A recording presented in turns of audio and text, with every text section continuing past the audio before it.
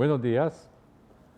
La doctora María Teresa muy amablemente me ha invitado para estar con ustedes esta mañana.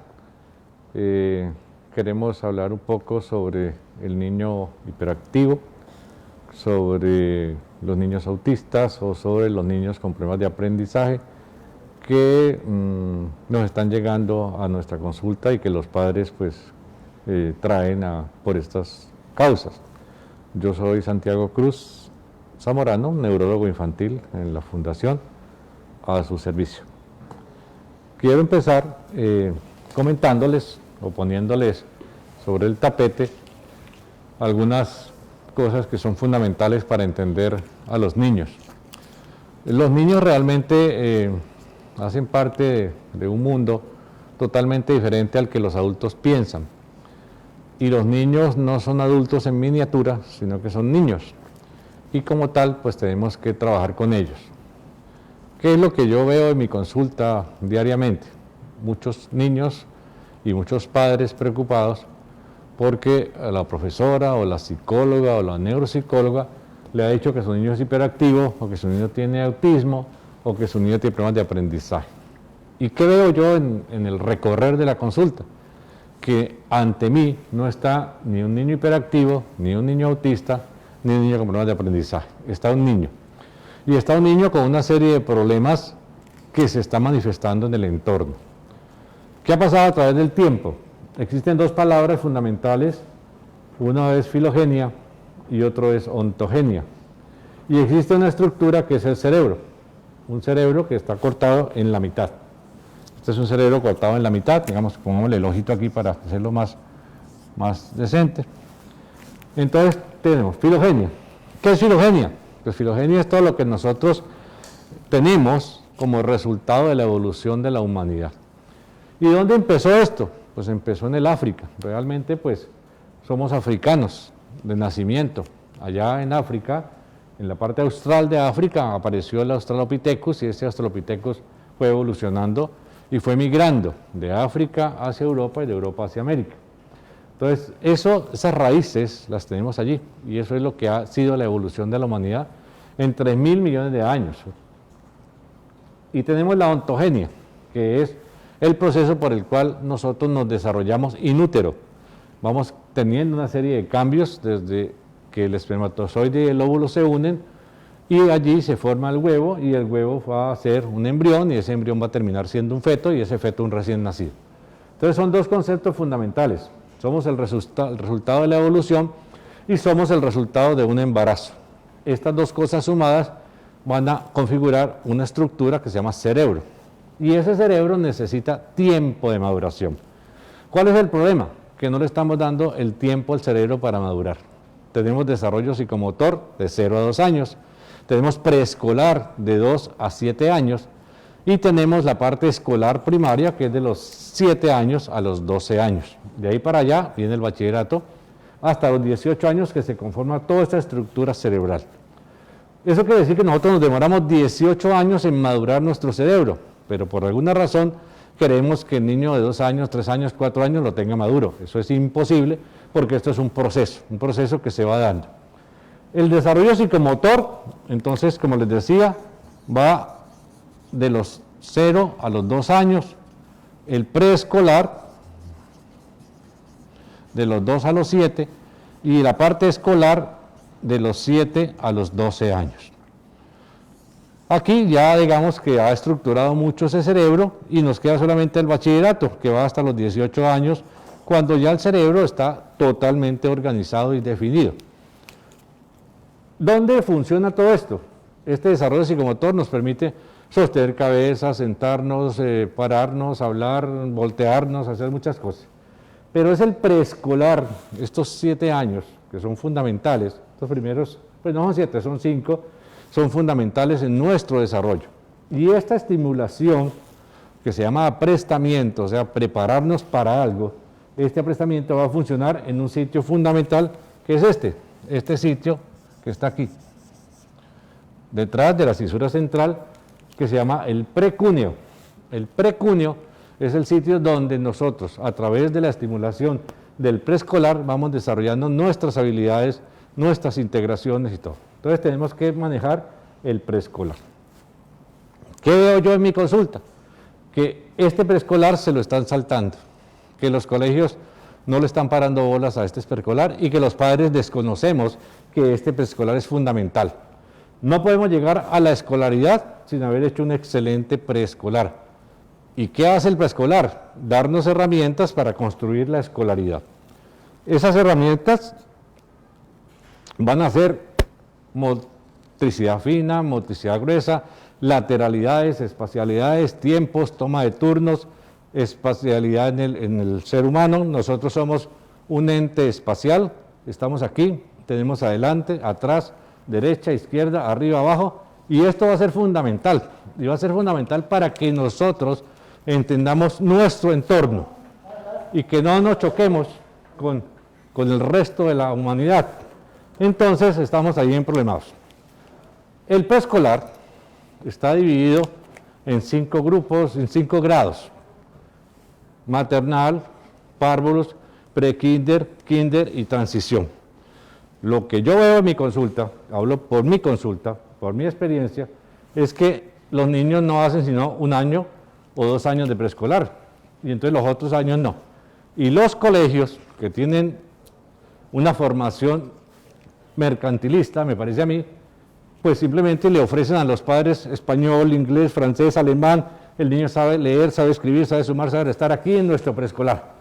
Y los padres, desconociendo estas cosas, pues colocan a su niño en ese jardín y entonces el niño se le salta en este preescolar y lo meten ya en la escolaridad sin tener la necesidad de que eso ocurra. Un niño cuando llega a primero de primaria no debe saber leer, no debe saber escribir, no debe saber sumar, no debe saber restar, pero debe tener todas las herramientas para hacerlo, porque el preescolar se los ha dado. O sea, el niño conoce vocales, conoce consonantes, conoce números, conoce qué es adicionar, qué es sustraer, pero no lo lleva a la acción real de leer, escribir, sumar y restar, sino que tiene todo eso. Si llega con todo eso a la escolaridad, entonces el niño va a funcionar muy bien, pero no podemos meterle aquí en el preescolar todo esto. Entonces lo que yo veo es que estos niños que supuestamente son hiperactivos, pues no son hiperactivos, son niños inquietos como todos los niños. Todos los niños son inquietos, todos los niños se tienen que mover, todos los niños tienen que preguntar, todos los niños tienen que investigar. Si no investigan, si no preguntan, si no miran cómo funcionan las cosas, no van a aprender. Entonces el niño no es hiperactivo, pero el niño está metido en un grupo de adultos intolerantes.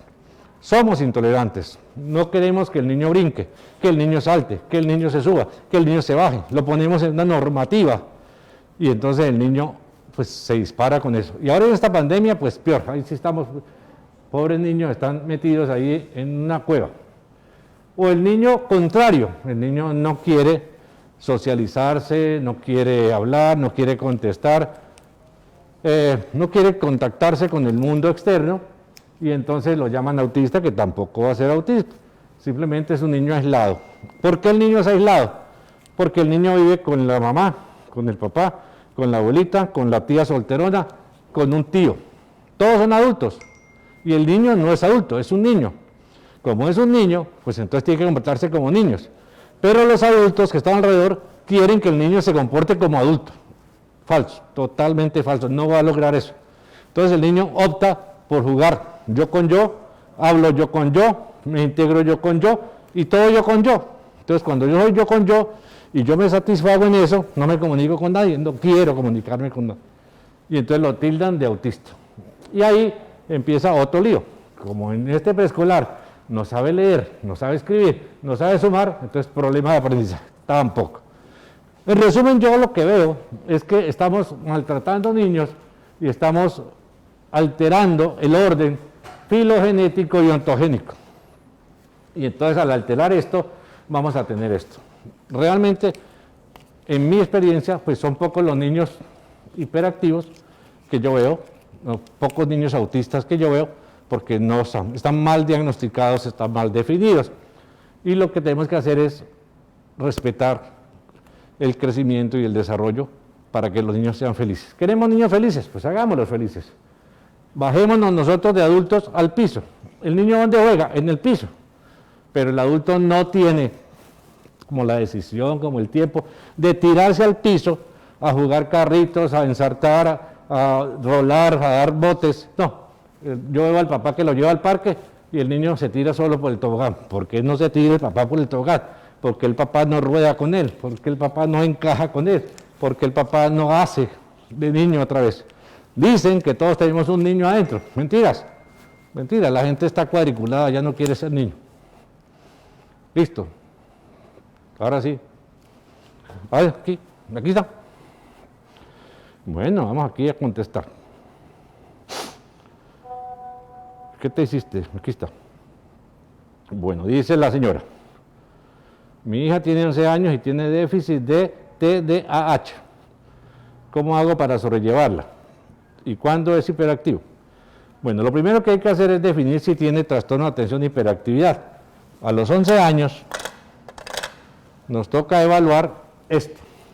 Como tiene 11 años, supuestamente ya está acá en cuarto, quinto de primaria. Entonces yo necesito saber si esta niña de 11 años tiene buen proceso lector, buen proceso escrito,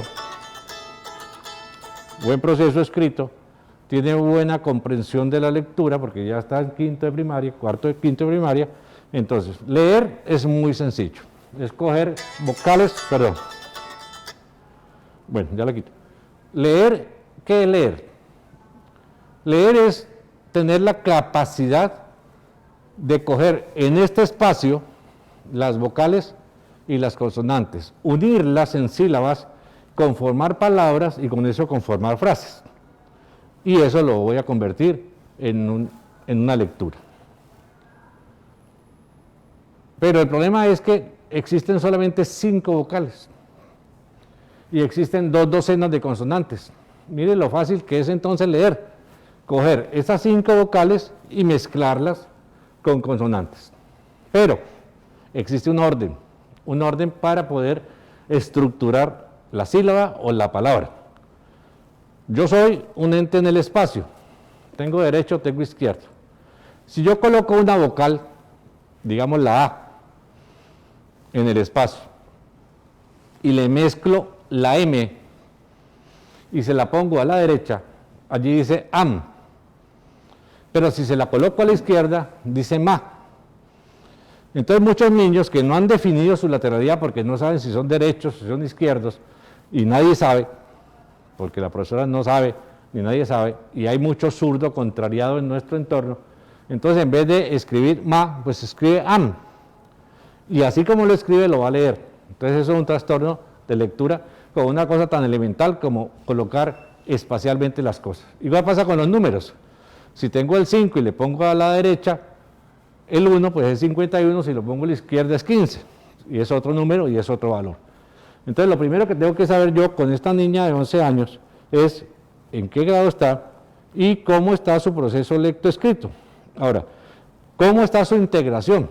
Es una niña con buena motricidad fina, con buena motricidad gruesa, con buena lateralidad, con buena espacialidad, porque uno de los grandes problemas de estos niños es lo que se llama el trastorno de integración sensorio-motriz. Trastorno de integración sensorio-motriz. Este trastorno de integración sensorio-motriz es solamente el resultado de que un cerebro como estos recibe una señal, tiene que emitir una respuesta y esto no se hace. Entonces, si yo no tengo una integración sensorimotriz adecuada, no puedo tener respuestas adecuadas. Entonces, no es inatento, sino que tienes un trastorno de integración. Antes de hacer un diagnóstico de trastorno de atención, hiperactividad, yo tengo que saber si tengo buena integración sensorimotriz, si no, no. Entonces, ahí sí estaríamos, pues, mirando a ver qué pasa. Bueno, lo primero que hay que hacer cuando le diagnostiquen a usted un niño hiperactivo es definir cómo está su integración. Entonces, para eso se le hace una evaluación neurológica de integración. Entonces, va usted donde su neurólogo y su neurólogo entonces le hace esa evaluación. Si el neurólogo sabe hacerla, porque es que pues, el problema es que la sepa hacer.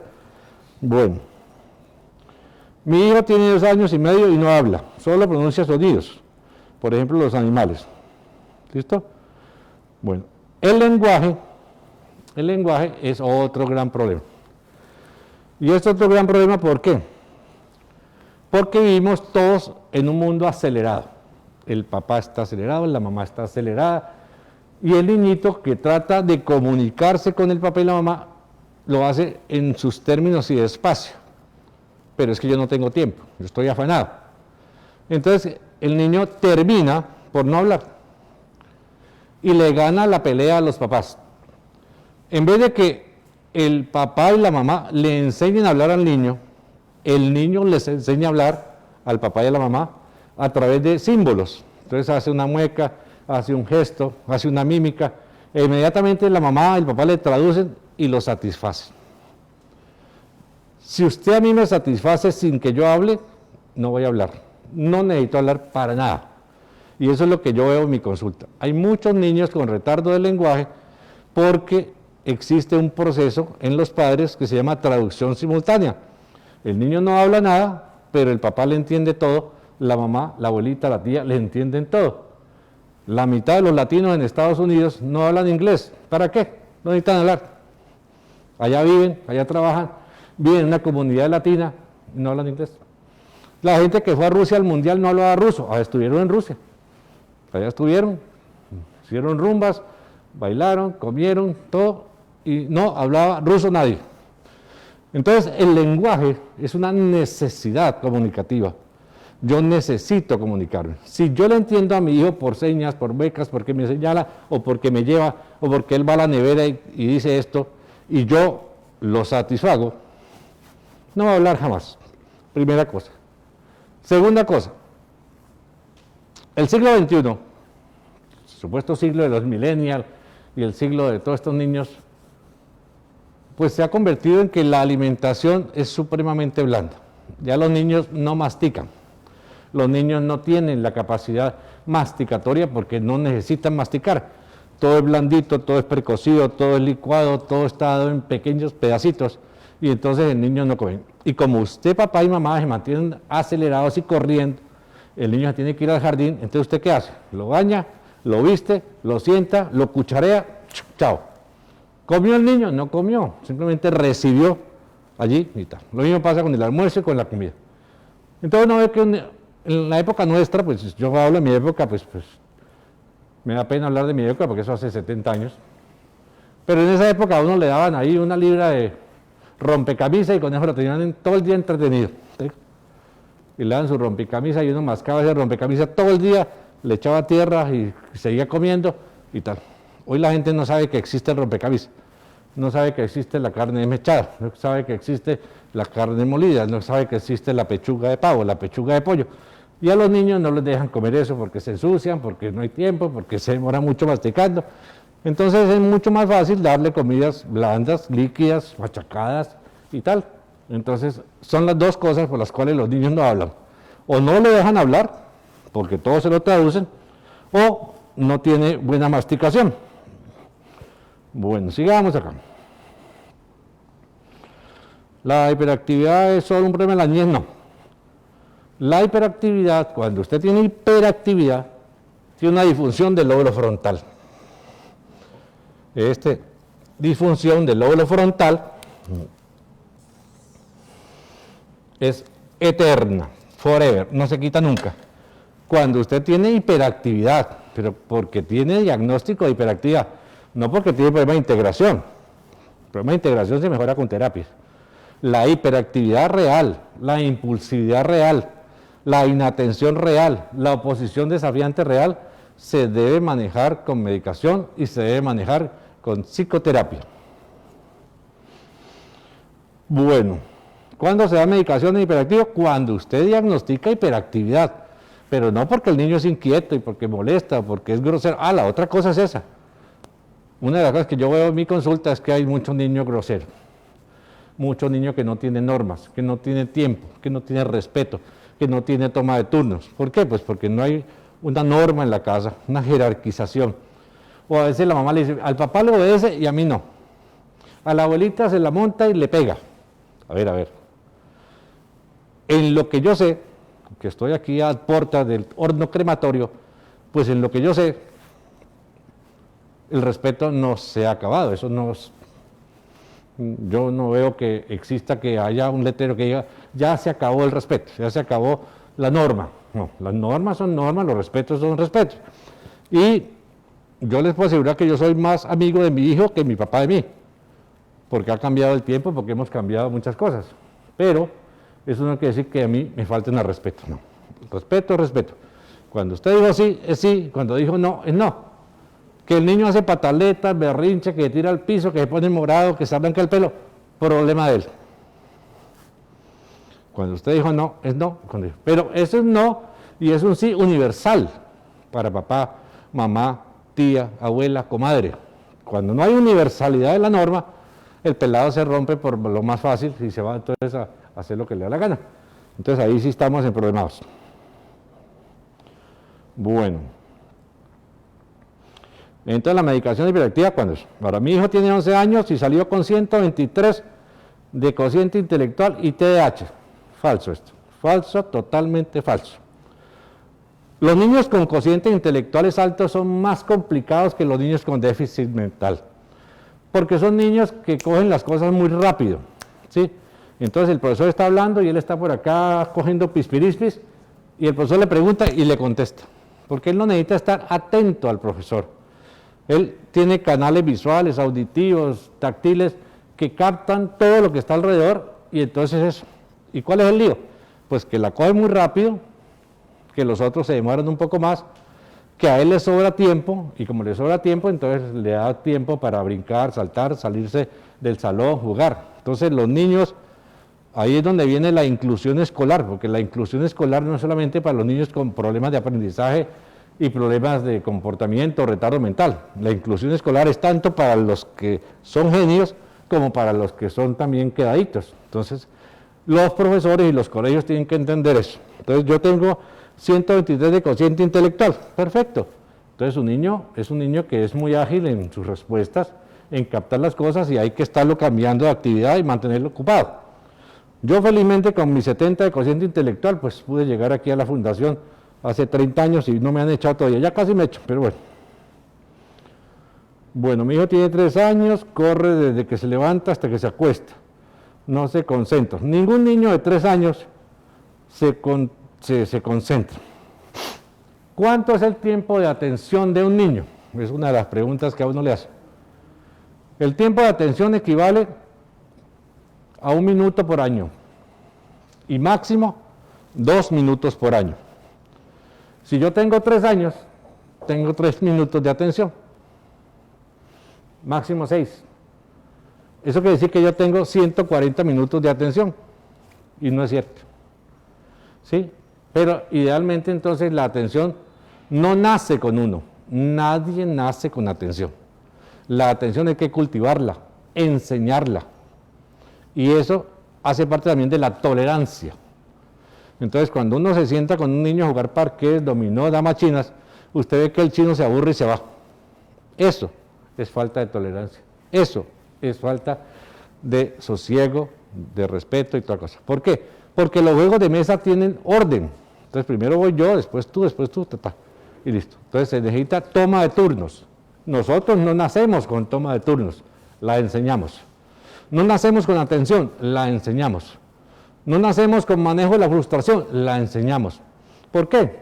Pues, hombre, porque si usted es hincha del Junior y perdió ayer, no se va a suicidar. Tiene que tener la tolerancia de que el Junior perdió. Que el América no clasificó, no se va a suicidar. Tiene que tener la tolerancia. Si no, tiene que entrar al Barón Rojo para ir al estadio allá a botar toda la rabia que tiene contra los equipos. Entonces, la tolerancia, todo eso es importante. Bueno. A ver, veamos. Bueno, aquí dice la señora que nació con desnutrición, marasmo y tal. Entonces, volvemos acá, señora, mire. Ontogenia.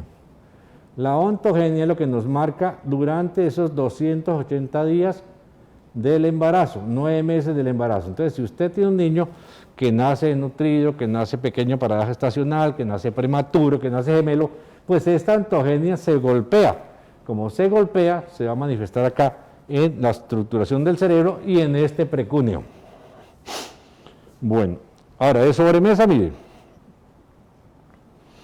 No se concentra, no habla, señala, lo que yo le decía ahorita, nació con desnutrición y además convulsionó. ¿Sabe? Entonces, si yo tengo esta ontogenia que me impacta este cerebro, se me va a manifestar como trastornos de integración sensorio-motriz. Y además de eso, pues de sobremesa una convulsión, que es simplemente la manifestación de lo que tuvo recién nacido. ¿Qué hay que hacer? Pues si las convulsiones son importantes, se tratan por un tiempo, 8 meses, un año y tal, y listo. Bueno. Un niño con hiperactividad puede tener otras enfermedades neurológicas o psiquiatras de adulto. Ojo, ojo con eso. Los hiperactivos clásicos. Los opositores desafiantes clásicos. Los impulsivos clásicos tienen una disfunción de predominio del lóbulo frontal y en sus conexiones de modulación, en el giro cíngulo, en el circuito de Papez, etc.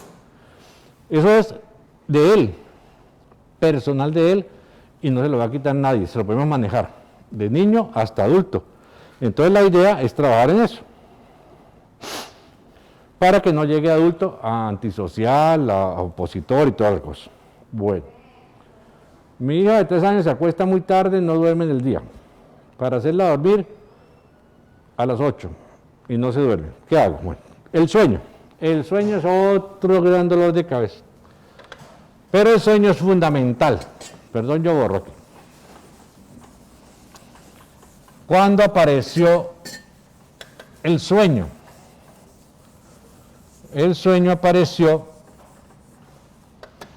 para los creyentes, apareció el 4.º día de la creación. Entonces, el 4.º día de la creación, Dios en su sapiencia suma vio que él el primer día había hecho la luz, 24 horas al día.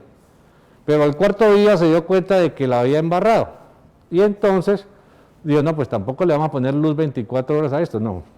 Vamos a hacer aquí una figura que se llama Sol y acá otra figura que se llama Luna. 6 de la mañana, 6 de la tarde, 6 de la mañana. Un ritmo circadiano de 12 horas. 12 horas de sol, 12 horas de luna, 12 horas de luz, 12 horas de oscuridad. Y ese ritmo circadiano lo vamos a manejar en toda la Tierra.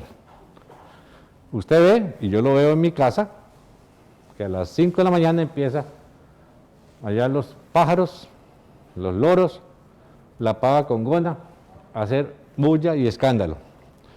Pero a las 5 o 6 de la tarde ellos se van y se acuestan a dormir. Estas 12 horas de la vigilia las maneja una sustancia que se llama serotonina. Y estas otras 12 horas la maneja una sustancia cerebral que se llama melatonina. Eso lo produce normalmente el cerebro. O sea, nosotros somos serotonina en este momento y por la noche somos melatonina. Si esto se afecta, entonces se va a afectar los ciclos. Y el que más ha afectado los ciclos, como toda la naturaleza, es el hombre. Entonces, ¿qué han hecho los colegios? Colocan la entrada del colegio a las 5:45. Entonces el niño tiene que levantar a las 5. Entonces corrió el ciclo, ¿sí? Pero el niño se está acostando a las 10, 11 de la noche. Entonces aquí está a medianoche. Entonces este ciclo de serotonina está larguísimo. ¿Por qué? Porque hay celulares, porque hay televisión, porque hay computador, ¿sí? Porque hay bombillo. Entonces, celulares, computadores, televisores y bombillos alteraron el ritmo circadiano colocado ahí. Entonces, ¿qué tenemos que hacer? Manejar esto. Y manejar horarios. Y manejar la norma también. Usted se acuesta a las 8. Se acuesta a las 8. Punto. ¿Dónde? En su cuarto. ¿Qué tiene que tener el cuarto? Cortinas oscuras. Puede ser cortinas oscuras, puede ser un blackout.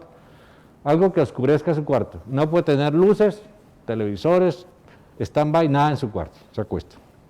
Como una rutina, porque tiene que ser rutina. El sueño es rutinario. Entonces, si usted se acuesta todos los días, todo de forma rutinaria, a las 8 en cuarto oscuro, usted crea la rutina de dormir. Y ya.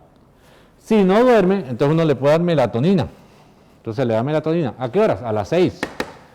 Porque a las 6 se empieza a producir la melatonina. La melatonina es como la hormona de crecimiento. Solo se produce durante la oscuridad y durante el sueño. Si no hay oscuridad y no hay sueño, no se produce. Igual que la hormona de crecimiento. Y la hormona de crecimiento no es solo para crecer. La hormona de crecimiento es para distribuir los nutrientes en el cuerpo y que el niño pues tenga un cuerpo organizadito. Y la melatonina le da sueñito. ¿Para qué sirve el sueño? Para recuperar la actividad del día, para retroalimentar lo aprendido y para estimular la hormona de crecimiento. Entonces, por eso el sueño es importante. Bueno. Mi hija tiene 7 años, está en proceso de lenguaje. Estamos trabajando con ciencia fonológica, lleva 4 años, le hemos hecho todos los exámenes que hemos podido y tal. Entonces, la idea con el niño que tiene problemas del lenguaje a los 7 años es definir qué es lo que está pasando. ¿Qué pasa con un niño que a los 7 años tiene problemas de lenguaje? El lenguaje es expresivo, el lenguaje es comprensivo, el lenguaje es mímico. ¿Qué tipo de lenguaje está usando en estos 4 años que lleva con terapias y qué le ha dicho la terapista? Entonces, la idea es mirar eso para ver por qué. Porque el lenguaje se va a convertir en escritura, la escritura se va a convertir en lectura. Entonces es importante eso. Bueno, mi hija cumplió 5 años. En el colegio le exigen leer. Sáquela de ese colegio, señora. Eso sí es pésimo el colegio. El niño a los 5 años no tiene por qué leer. Puede conocer las vocales, puede conocer las consonantes, puede decir que allí dice mamá, papá. No, de hecho los niños pasan, ahí dice McDonald's, ahí dice McDonald's. Él no sabe leer, ahí dice McDonald's. Allí dice éxito, dice ahí. Ahí dice Jumbo. Y él no sabe leer, pero él reconoce los bits, reconoce los letreros y esa es parte de la lectura. Educación en casa. Educación en casa pues depende de si usted tiene la capacidad para hacerlo, o si el colegio tiene, o la persona que tiene el home school, pues tiene como una organización y una serie de programas. Pero el problema es que el niño a veces en la casa se comporta diferente en el colegio. Pues yo estoy en mi casa, ¿cuál es el afán? Aquí está mi mamá, aquí está la nevera, aquí está la alacena, aquí está el mecato. Entonces el niño maneja su casa. Cuando yo estoy en mi territorio, pues simplemente mi territorio es mío y yo lo manejo, ya. ¿Y quién me dijo que no? Y eso lo hacen desde los animales hasta el hombre. Pero usted lo saca de su territorio al colegio y entonces la cosa es diferente. Y entonces hay niños que en el colegio son unos santos.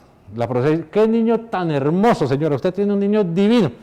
La mamá dice, uy, pero este es un diablo en mi casa. ¿Cómo así?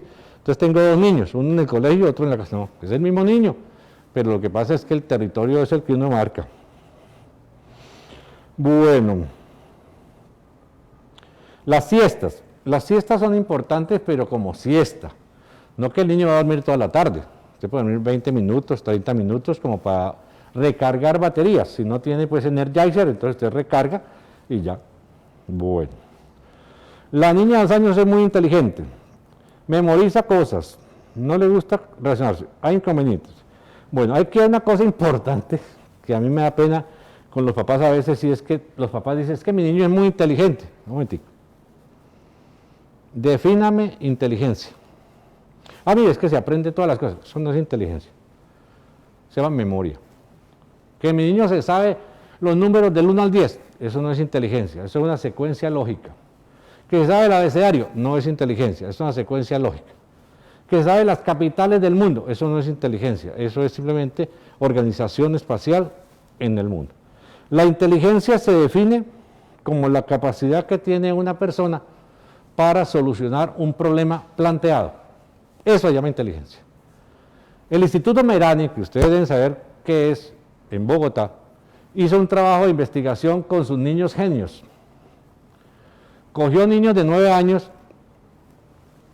y los llevó a Bogotá al Cartucho y los puso a competir con niños de 9 años del Cartucho y a hacer determinadas acciones en esa zona. ¿Qué pasó? Pues que los niños de 9 años del Colegio Merani perdieron el año, porque los niños del Cartucho vuelan. Ellos no esperan el semáforo, no pasan por las cebras, se pasan por debajo de los carros. Es una cosa, mientras que el niño del Merani pues ahí, espera que págame el semáforo, y el del Cartucho ya va lejos. Eso no. Él soluciona el problema, el niño soluciona el problema ya. Pero hizo lo contrario, colocó niños de 15 años a competir con niños de 15 años del cartucho y ganaron los del Merani. ¿Por qué? Porque usted a los 15 años tiene criterios. Entonces le dicen esto y usted ya sabe, me piden esto, listo, yo voy, y hago y soluciono. El del cartucho soluciona su día, tengo que comer, tengo que hacer esto, ya, y no más, y hasta ahí llegó. Y en el día a día, ellos viven el día, no programan. Entonces esa es una diferencia importante. Bueno. Lo de la relación de niños con más niños es fundamental. Esta pandemia, por ejemplo, mostró que acabó con esto y que los niños necesitan integrarse. Ahí es donde están ahora emproblemados con volver al colegio.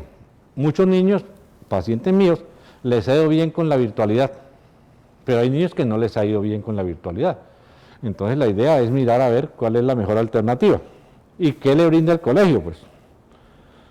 Bueno, señal de alma hiperactiva. Yo repito, para poder hacer diagnóstico de hiperactividad tenemos que saber si su niño tiene buena integración sensoriomotriz o no. Porque si no tiene integración sensoriomotriz va a tener inquietud motora, va a tener inatención, no va a acatar normas, no va a obedecer órdenes. Entonces no es que sea hiperactivo, es que no tiene la integración y como no la tiene, haga cuenta que esto es una cantidad de circuitos como un cableado telefónico. Tienen que estar todos los cables rojos con rojos, verdes con verdes, azules con azules. La irritabilidad de los niños, todo el tiempo están bravos, están insatisfechos. Los niños de hoy están insatisfechos. ¿Por qué? No sé.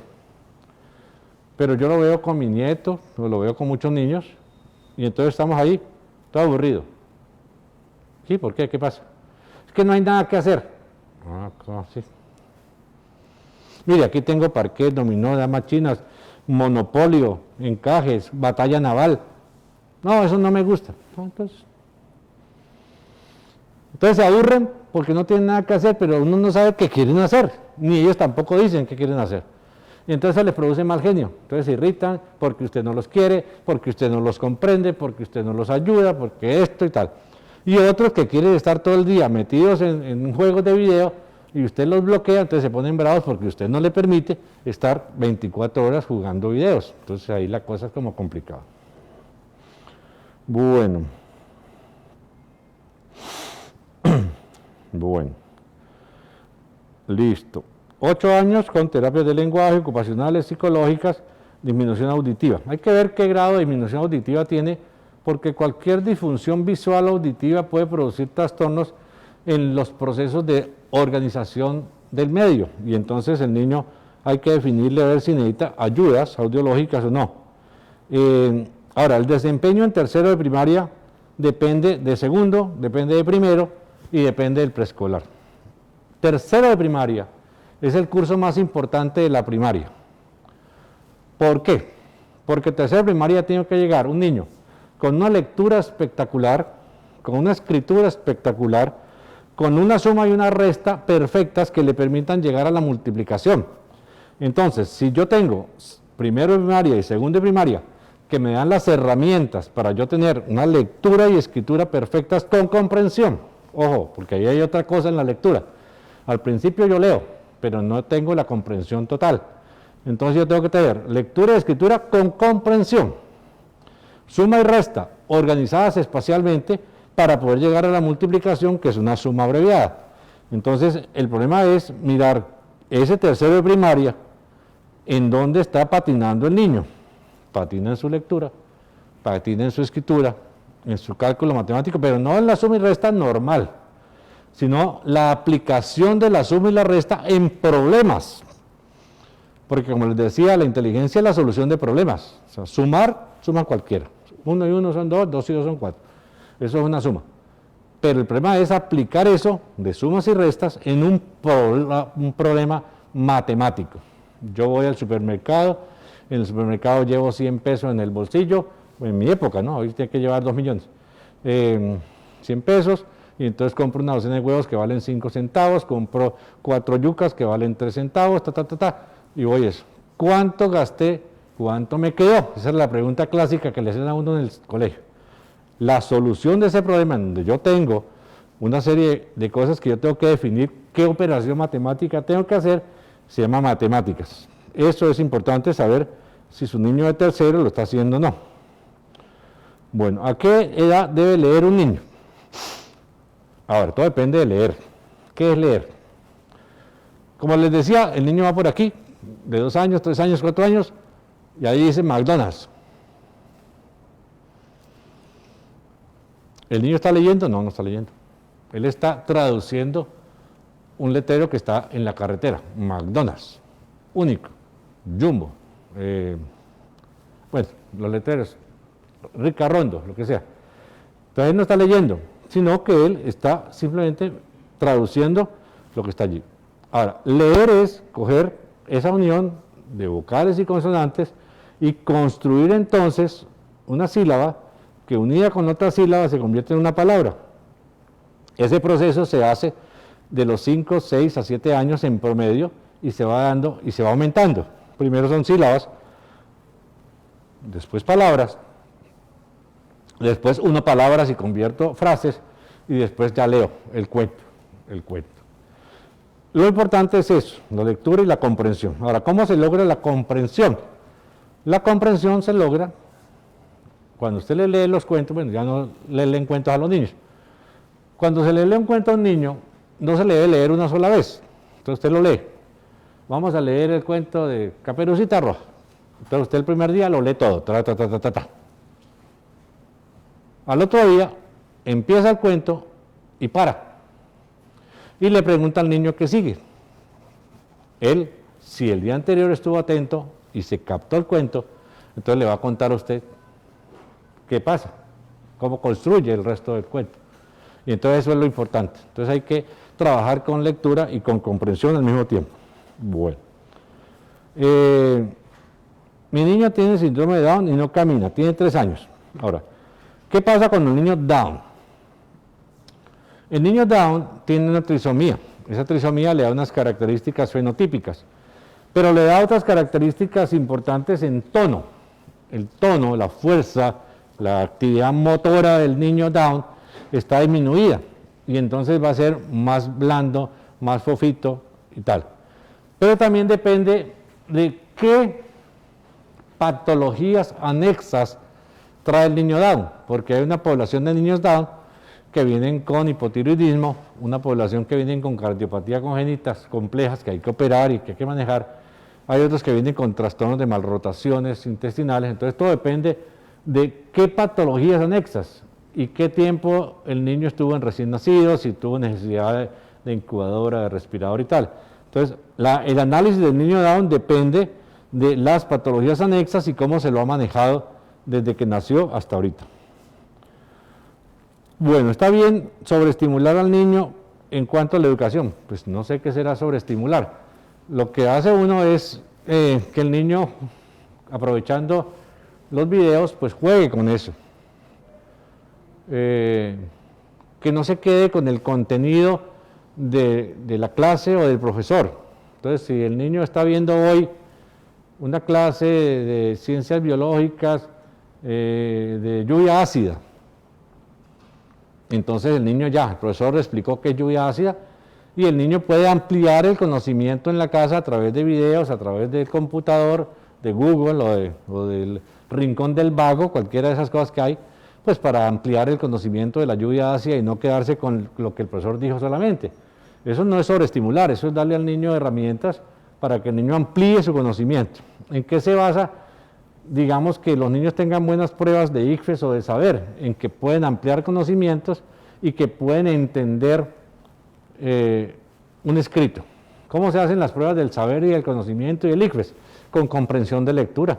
A usted le dan un trozo y tienen 10 preguntas, pero usted no tiene que leer otra vez el trozo para hacer pregunta 2, otra vez el trozo, pero usted lo lee una vez y con esa vez contesta las 10. Ese es el ejercicio que hay que hacer con los niños, que entiendan, que comprendan, que organicen eso. Bueno, ¿qué más?